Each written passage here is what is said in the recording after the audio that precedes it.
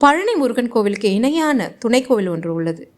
Poombarai கொடைக்கானலிருந்து 25 kilometre மேலே உள்ள அழகான கிராமம். இந்த கிராமத்தில் இருக்க குழந்தை வேலப்பர் கோவில் சாமி நவபாஷணத்தால் செஞ்சது.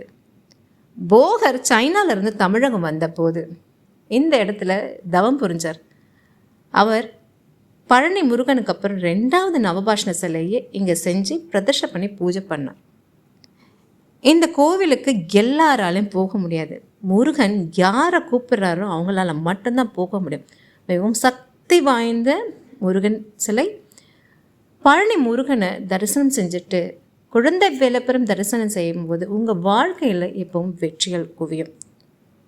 ஏன்னா முருகன் வெற்றியின் சின்னம். வாழ்க்கையில் நடக்கிற போராட்டங்களை வெற்றி பெறுவதற்கு உங்கள் 2 பேரையும் தரிசனம் செய்வது சிறப்பு.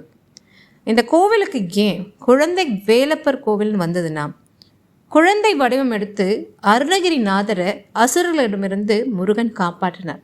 அதனால தான் குழந்தை வேலப்பர்ன்ற கோவிலில் பேர் வந்தது. கண்டிப்பாக கொடைக்கானல் போகிறவங்க இந்த கோவிலுக்கு போய் முருகனை தரிசனம் செஞ்சுட்டு வாங்க. நன்றிகள்.